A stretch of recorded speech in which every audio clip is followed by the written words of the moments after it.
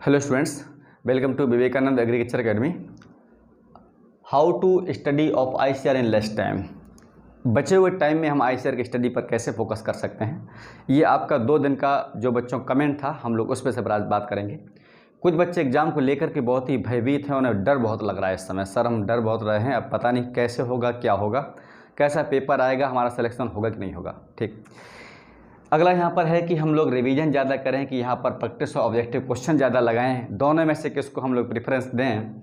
Third, यहाँ पर एक क्वेश्चन बहुत अच्छा आप लगा है कि सर इस बार नंबर ऑफ एप्लीकेंट कैंडिडेट जो होंगे वो कितने होंगे, आवेदक जो है स्टूडेंट्स वो आईसीआर यूजी में कितने इस बार फॉर्म भरे गए हैं और जितने फॉर्म हैं क्या इनसे इस बार कट ऑफ पर कुछ फ़र्क पड़ेगा। चूँकि कोविड-19 का प्रकोप बहुत ज़्यादा बढ़ चुका है और काफ़ी बच्चे जो जेईई नीट वाले हैं इसमें ऐसी एग्ज़ाम की ओवरलैपिंग हो रही है कि वो बच्चे एग्ज़ाम छोड़ेंगे, तो क्या इससे यहाँ पर फ़र्क पड़ेगा। हम लोग आज इन मुद्दों पर बात करते हैं। ठीक, पहले तो हम लोग बात करते हैं आप लोगों के बारे में कि जो आप लोग डरते हैं, डरना छोड़ दीजिएगा। ज़िंदगी में जीत उसी की होती है जो हार से डरता नहीं है, याद रखिएगा। अगर आप हार से डर गए तो ज़िंदगी में कभी जीत नहीं पाएंगे। जीत हार एक रिस्क है और ज़िंदगी खेल है, ये चक्र है, चलता रहता है। ऐसे आप दिन भर में जो भी काम करते होंगे पता नहीं कितनी आपको ठोकर लगती होगी, कितने बार आप हंसते होंगे, कितने बार आप ज़िंदगी में आप दिन भर में रोते होंगे। तो ये चलता रहता है, इस पर बिल्कुल भी फोकस ना करें कि आगे क्या होगा, हम जीतेंगे कि हारेंगे, आप बिल्कुल छोड़ दीजिएगा। एक बात मेरा याद रखिएगा, जीतेंगे तो एक चीज़ सीखेंगे, हारेंगे तो 1000 चीज़ सीखेंगे। बस इस बात को सिर्फ ध्यान रखिएगा और हार जीत का चक्कर छोड़ दीजिएगा। मैं एक वीडियो दिया था अभी डिप्रेशन को लेकर के, आप नीचे लिंक में डिस्क्रिप्शन बॉक्स में दिया हुआ उस वीडियो को आप देख लीजिएगा, तो आपका डिप्रेशन खत्म हो जाएगा। ठीक, चलिए तो हम लोग आज बात करेंगे पहले दोनों में से कि रिवीजन करें कि प्रैक्टिस करें। देखिए मेरा अगर मानना है कि 4 दिन का बाद, आज आपके पास 2 सितंबर हो चुकी है और अभी आपके पास एडमिट कार्ड हाथ में नहीं है, इस बात का सबसे बड़ा टेंशन हमें, ठीक है, कि एडमिट कार्ड सब अब कब आएगा। तो आज तो आपकी लास्ट डेट है करेक्शन की, अब ये कल तक अपडेट होगा, तो एग्ज़ाम आप जो एडमिट कार्ड है वो 4 सितंबर से शुरू हो जाएंगे, 4, 5, 6 तक निकालेंगे, फिर हम लोग साथ में एग्जाम देने जाएंगे। ये एक सरकार और एनटीए एक बहुत बड़ा एक मुद्दा है और ये मुझे लग रहा है ठीक नहीं है कुल मिलाकर के। ठीक, इतनी बड़ी एजेंसी है एनटीए जो अपने आप को एक बदनाम के रूप में इस समय साबित हो रही है कि हम 3 दिन में ही एडमिट कार्ड दे रहे हैं और बच्चे सेंटर पर जा रहे हैं। उनको 1 हफ्ते तक का बढ़ाना चाहिए था एग्ज़ाम, ठीक है, लेकिन उस पर ज़बर बात नहीं करें। लेकिन आपको ये मान लीजिएगा कि हमारा एग्ज़ाम जो है वो 7 सितंबर में ही देने जाना है, ठीक है, इस विषय पर हम लोग बात करते हैं। अब क्या करेंगे, बहुत मजबूरी है, मैं भी काफ़ी दुखी हूँ इस बात को लेकर के। तो अब हमारा जो 2 सितंबर से लेकर के 7 सितंबर तक का जो गैप है, यहाँ पर आपको लग रहा है इसमें 5 डेज हैं, 5 डेज नहीं, यहाँ पर आपके केवल 4 डेज बाकी हैं, 4 दिन केवल बाकी हैं। और 4 दिन में हम 4 दिन 4 रात में सोना भी है और भी कुछ काम होंगे आपके। अब हमें इस तरीके से कैसे हम काम करें कि हम आईसीआर को क्रैक कर सकते हैं। एक दिन तो आपका निकल जाता है सेंटर को ढूंढने के लिए, हमें कहीं पर मान लो दूर पड़ गया तो वहाँ पर जाएंगे। कई बार तो विद्यालय के बाहर हमें सोना पड़ता है। कोई बच्चे जो होते हैं, अगर कोई वहाँ सिटी में कोई रिलेशन वाले नहीं रिश्तेदार, तो स्टेशन पर ही बच्चों को रहना पड़ता है, कहाँ पर रहें क्या करेंगे, इस बात बड़ा टेंशन है। ठीक, देखिए अभी आपका एडमिट कार्ड नहीं आएगा, आएगा तो हो सकता है शायद कहीं उन्हें लगा सरकार को एनटीओ की बच्चों गैपिंग हो रही है तो थोड़ा सा खिसका सकते हैं। हालांकि इस बात हम लोग बिल्कुल भी नहीं कह सकते हैं कि एग्ज़ाम पोस्टपोन होगा, लेकिन ये ओवरलैपिंग जो हो रही है इस बात को लेकर मैं भी काफ़ी दुखी हूँ। ठीक है, चलिए फिलहाल उस बात को छोड़ दीजिएगा। आप पहले यहाँ पर देख लीजिए, आपका एग्ज़ाम यहाँ पर 7 सितंबर में होना तय है। देखिए मैं बता रहा हूँ, इसमें से अगर मुझसे पूछा जाएगा तो हम पहले रिवीजन को यहाँ पर प्रेफरेंस देंगे। रिवीजन इसलिए प्रेफरेंस देंगे क्योंकि अगर मेरे पास मान लो ये कोई बुक है और मैं इसका रिवीजन करना चाहता हूँ, मेरा मान लो 4 दिन का, इसमें ऐसी बुक मेरे पास 4 बुक हैं, फिजिक्स की, केमिस्ट्री की, बायो की, एग्रीकल्चर की, और भी कोई सब्जेक्ट हो सकता है आपका, मान लीजिए 3 है आपके पास। आप उस बुक को चूज़ कर लीजिएगा इन 4 दिनों में कि हमारे पास मेज रखिए, 3 बुक्स हमको पढ़नी है, जो आपका नोट्स हो, जो आप नोट्स बनाया हो, जो ही बुक से आपके 3, 4, 5 से रख दीजिएगा उसको। ठीक, अब आप क्या करिएगा, उसमें देखिएगा उसमें कितना सिलेबस आपने कवर कर रखा, उसकी लिस्ट बना लीजिएगा 4 दिन के अंदर का, कि हमें इसमें आप क्या करिएगा, जैसे मान लीजिए आपका सब्जेक्ट पीसीबी है तो इसमें जो पीसीएम है एक है आपका पीसीबी और यहाँ पर हो सकता है एग्रीकल्चर स्टूडेंट तो एसीबी। अब आप ये देखिएगा यहाँ पर स्कोरिंग हमारा सब्जेक्ट कौन है, मैथ वाले बच्चे के लिए केमिस्ट्री और मैथ, बायो वाले बच्चे के लिए केमिस्ट्री और बायो, एग्रीकल्चर वाले के लिए तीनों स्कोरिंग है। ठीक, लेकिन अब हम देखिए हमारे मैथ स्टूडेंट्स हैं, हमें इसमें सबसे ज़्यादा कौन कौन चैप्टर तैयार हो चुके हैं, तो जो हमारे स्कोरिंग सब्जेक्ट हैं हम लोग उन पर फोकस बहुत ज़्यादा करेंगे, जो स्कोरिंग सब्जेक्ट नहीं है उन पर फोकस बिल्कुल भी नहीं करेंगे, क्योंकि टाइम बहुत कम है।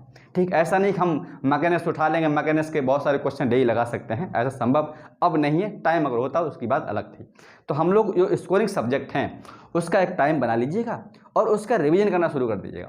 मान लीजिए मुझे आज किसी बायोलॉजी, मान लो हमारे पास में किंगडम का मुझे रिवीजन करना है, प्लांट फिजियोलॉजी करना है, और टाइम बना लीजिएगा कि हमने आज 2 घंटे में रिवीजन कर लिया, तो 2 घंटे बाद जो भी आपके ऑब्जेक्टिव क्वेश्चंस हैं आप उनके प्रैक्टिस कर सकते हैं उस चैप्टर से। क्योंकि अगर हम हर चैप्टर से क्वेश्चन, ऑब्जेक्टिव क्वेश्चन लगाएंगे तो एग्जाम तक आपका टाइम काफ़ी निकल चुका होगा, रिवीजन नहीं कर पाएंगे।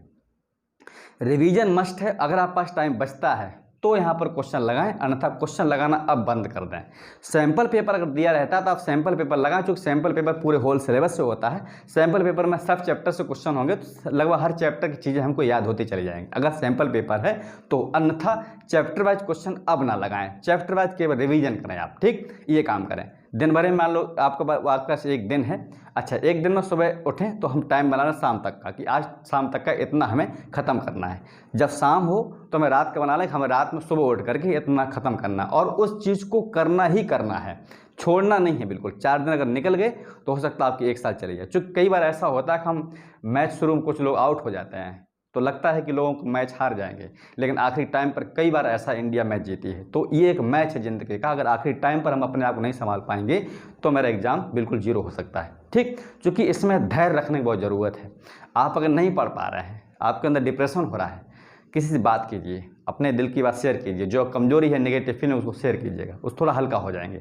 ठीक, लेकिन धैर्य रखिएगा, जो होगा अच्छा होगा। हारने जीतने की बात एक अलग चीज़, पहले जो एग्जाम हमारा है उस पर फोकस कीजिए, जो अपना सिलेबस है इस पर फोकस कीजिए। अगर आप सिलेबस पर फोकस नहीं करेंगे, सीधे पहुँचेंगे पता नहीं होगा कि नहीं होगा, तो 100% होगा ही नहीं। अगर आप सोच लिया कि मेरा एग्जाम क्वालिफाई नहीं होगा तो ये मान लो क्वालिफाई होगा नहीं। ठीक, तो आप ये रखिए कि हम एग्ज़ाम को जीतेंगे और एग्ज़ाम क्वालिफाई करेंगे, 100% हम बना लेंगे। ठीक, तो हमारा काम क्या है, केवल यहाँ पर रिवीजन करना है और कोई काम नहीं करना। क्योंकि रिवीजन करने से क्या होता है, मान लो ये बुक है, हम इसको चाहें तो एक दिन में इसको 2 बार रिवीजन कर सकते हैं आराम से। अब हम 2 घंटे में 4 चैप्टर रिवीजन कर सकते हैं, लेकिन 2 घंटे में 4 चैप्टर का ऑब्जेक्टिव क्वेश्चन नहीं सॉल्व कर सकते हैं। वहाँ पर टाइम टेकिंग चीज़ है। हमें ये पता चलता है ऑब्जेक्टिव क्वेश्चन लगाने से क्वेश्चन कैसे पूछा जाता है, अच्छी बात है, लेकिन टाइम आप पास बहुत कम है। तो रिवीजन मस्ट है। हम एक दिन में एक किताब खत्म कर सकते हैं, पूरी रिवीजन। ये किताब है मेरे पास बायो की, हम इसे एक दिन में पूरा कंप्लीट कर सकते हैं। लेकिन अगर हम इसके क्वेश्चन लगाना चाहेंगे तो इसमें 10 चैप्टर कम से कम, नहीं तो 1000-2000 क्वेश्चन होंगे, हम पूरे दिन में क्वेश्चन सॉल्व नहीं कर सकते हैं। तो यहाँ पर आप क्या करें, केवल यहाँ पर रिवीजन करें, और रिवीजन स्पीड बहुत ज़बरदस्त होनी चाहिए। जितनी स्पीड आपकी रिवीजन करने को होगी, आप उतनी ही जल्दी आपकी अट्रैक्शन पावर बढ़ेगी। ठीक, अट्रैक्शन को बढ़ाने का तरीका होता है कि हम अधिक सिलेबस को कम टाइम में पढ़ें, आपकी अप्रोच बढ़ जाएगी। ठीक, जैसे मैं एग्जाम्पल आपको बताता हूँ। आपने बुक खोला आज, ठीक, मान लो बायो वाला है, केमिस्ट्री, कुछ भी हो यहाँ पर। ठीक, एक बार आप इस बड़ा स्पिन पढ़िएगा। यहाँ पर मान लो कोई हम फैमिली पढ़ रहे हैं, कुकुरबिटेसी फैमिली, यहाँ पर स्टेम है, रूट है, इसके ये करैक्टरिस्टिक्स हैं, फ्लावर है, यहाँ पर फल फ्रूट है, करेप्सिस है, यहाँ पर ये करैक्टरिस्टिक्स हैं। ठीक है, इस तरीके से। अब क्या होगा पता है आपको, भले ही पहले अगर पढ़ा होगा ना आपने तो ये चीज़ें दिख जाती है एकदम। जब एग्जाम टाइम आता है तो हमारी कैचिंग पावर, अट्रैक्शन बहुत ज़बरदस्त बढ़ जाती है एकदम। बिल्कुल जो हम पढ़ते जाते हैं एकदम सीधा सीधा दिमाग में चलता चला जाता है। क्योंकि उसमें क्या होता है कि हमारा जो है, एक चीज़ ध्यान रखिएगा, कमरे में अगर आप पढ़ रहे हो तो इस समय जो है टेबल लैंप का यूज़ करें। इस समय कमरे में चारों ओर अंधेरा हो, केवल आप वहीं पर रोशनी हो जहाँ पर आपका टेबल है या नीचे जहाँ भी आप बैठे हो वहाँ पर। चूँकि हमारा अट्रैक्शन इस समय, अपने आप को संभालना बहुत बड़ी बात है। अट्रैक्शन पावर हमारी इस समय ज़्यादा होनी चाहिए। ठीक, अदर कहीं पर अट्रैक्शन इस समय बिल्कुल आप कंट्रोल करना पड़ेगा। तो हम रिवीजन करें, स्पीड रिवीजन करें। अगर हम रिवीजन करें स्पीड में तो ये बुक हमारी एक दिन में ख़त्म हो सकती है। अगर एक दिन में एक बुक खत्म हो सकती है, 4 दिन में 4 बुक का रिवीजन हम 4 बार कर सकते हैं। तो रिवीजन यहाँ पर मस्ट है। और ऑब्जेक्टिव क्वेश्चन हम तब लगाएं जब अंदर से आप स्ट्रेंथ हो कि नहीं हमने पढ़ लिया है, ऑब्जेक्टिव क्वेश्चन लगाने के लायक अगर हैं तो लगाएं। ठीक, तो क्या चीज़ हम सीखे यहाँ से आज, 4 दिन में केवल रिवीजन करेंगे पूरे सिलेबस का, छोड़ें कुछ भी नहीं। अगर आपने स्टडी पहले से किया है तो, जिन स्टूडेंट्स ने स्टडी बिल्कुल भी नहीं किया है वो इसको फॉलो नहीं कर पाएंगे। वो जैसे पढ़ें, जैसे अपने आप बनाना चाहें आप वैसे पढ़ें। इस रूल को फॉलो ना करें, आप डिप्रेशन चले जाएंगे। ये किसके लिए कह रहा हूँ, जो स्टूडेंट्स नए हैं, बिल्कुल भी स्टडी नहीं है। कुछ बच्चे बात करते सर मुझे कुछ भी नहीं आता है, मैंने एक चैप्टर भी नहीं पढ़ा है। तो अगर आपने 1 साल नहीं पढ़ा, 6 महीने 2 महीने नहीं पढ़े हुए हैं, तो आप 2 दिन में सेलेक्ट नहीं हो सकते हैं। ठीक, इसमें कोई बुरा मानने की जरूरत नहीं, ये बिल्कुल हकीकत। आप खुद से पूछिए, अगर आपको नहीं आता है तो आप जो भी जैसा पढ़ना चाहें वैसा पढ़ें। ठीक है, जैसा अच्छा करना चाहे वैसा करें, फिर जब होगा तब देखा जाएगा। तो हमारा एक काम ये, हम क्या करें, केवल रिवीजन करें, जब टाइम मिले तो ऑब्जेक्टिव क्वेश्चन लगाएं। ठीक, अब लोग बात करेंगे यहाँ पर नंबर ऑफ एप्लीकेंट के बारे में। देखिए ये बड़ा अच्छा मुद्दा है, इस पर हम लोग थोड़ी सी बात करते हैं कि इस बार कैंडिडेट कितने बैठे हैं, और अगर हमारा इसमें थोड़ा सा धैर्य रखेंगे तो सिलेक्शन इस बार आसानी से हो सकता है। मेरा ये मानना है इस बार जो ICAR की कट ऑफ जाएगी वो सबसे लो जाएगी। जब क्वेश्चन आपके 180 आते थे तब उतनी नहीं जाती जितनी इस बार कम जाएगी।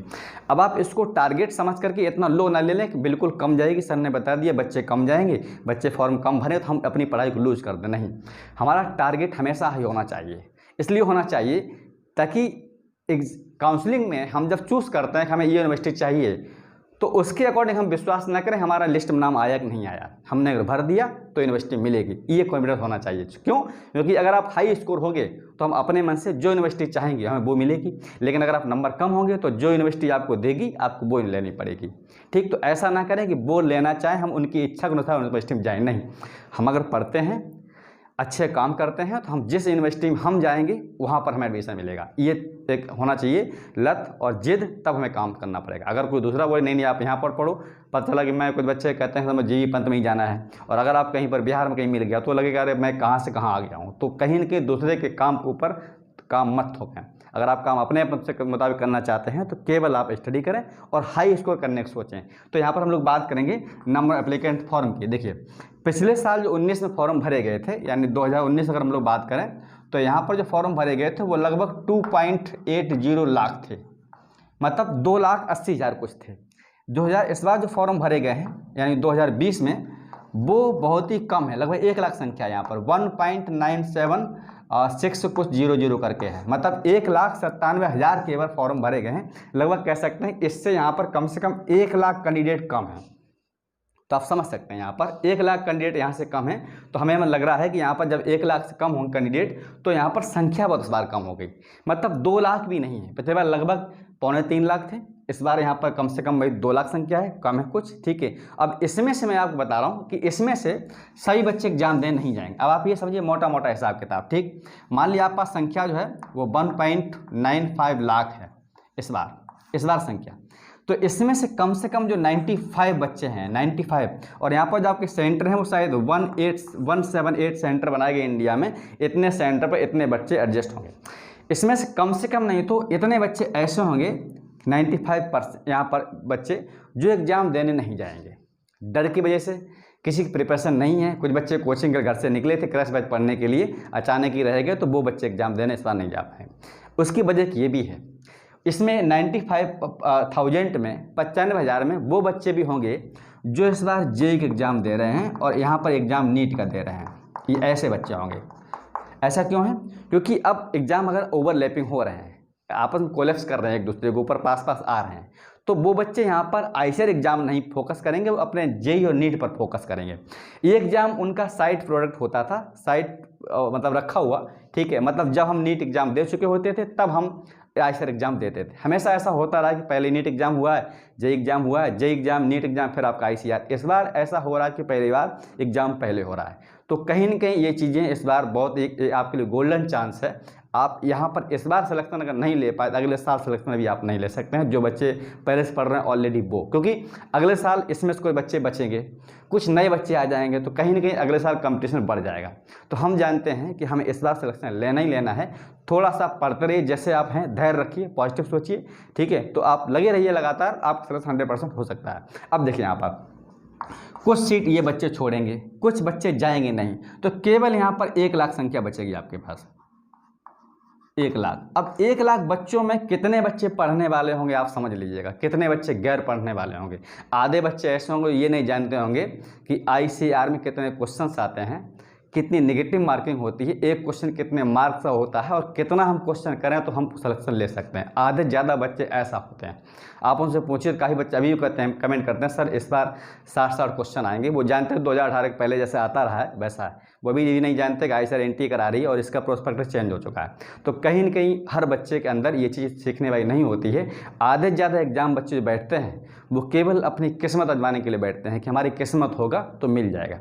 कंपटीशन किस्मत पर डिपेंड नहीं करती है, कंपटीशन हार्ड वर्क पर डिपेंड करती है। अगर आप मेहनत करते हैं तो किस्मत बदल सकती है, मेहनत नहीं करेंगे किस्मत कुछ नहीं होने वाली है। ठीक, तो हम चाहते हैं आप लोगों से आप इस स्ट्रेटजी को बनाइएगा, रिवीजन करिए, टाइम मिले क्वेश्चन लगाएं, नहीं तो केवल रिवीजन करें आप पूरे होल सिलेबस का, और धैर्य रखें, पॉजिटिव सोचें, बराबर लगे रहें। फिर भी कोई प्रॉब्लम हो तो मुझे कमेंट करें, ठीक। यहाँ पर हमने बात किया था आपके लिए कि अब आप मान लो एक बार और हम दोहरा देते हैं, जो नंबर ऑफ कैंडिडेट कम होंगे अगर यहाँ पर, तो सिलेक्शन आपका 100% हो सकता है। तो अब आप केवल कंपटीशन कैसा बचा है, केवल 1 लाख में, तो आप लोग केवल मेहनत करें, 1 लाख सिलेक्शन आपका आराम से हो सकता है। ये इसलिए मैं बात बताया हूँ क्योंकि अभी कुछ समय पहले एक बच्चा मेरे पास कमेंट किया 1 हफ्ते पहले कि सर कितने बच्चे बैठे, तो मैंने तुरंत ही स्ट्रेटजी बनाई थी, एक टारगेट दिया था, इतना टारगेट आपको रखना पड़ेगा। तो हमने कहा वहाँ पर करीब 4 से 5 लाख बच्चे, तो मैंने इसलिए उसको कमेंट किया था 4 से 5 लाख, ताकि अगर मैं ये बता दूं कि बच्चे बहुत कम हैं तो आपकी पढ़ाई लूज हो जाती है उससे। मैं कह दूं एग्जाम पोस्टपोन होने वाला, तुरंत आप पढ़ाई लूज कर देंगे, नहीं। हमें इस टाइम पर पॉजिटिव सोचना है और धीरे धीरे हार्डवर्क कंटिन्यू रखना हो उसको, ठीक है। तो ये हमारा आज के यहाँ पर स्ट्रेटजी, आप इसको फॉलो करिएगा और 100% आप जो है सफल होंगे। कोई प्रॉब्लम होती है आप कमेंट करिएगा, जिस पर कमेंट ज़्यादा लाइक होंगे हम उसी पर जो है तुरंत वीडियो बनाएंगे। Thank you, best of luck.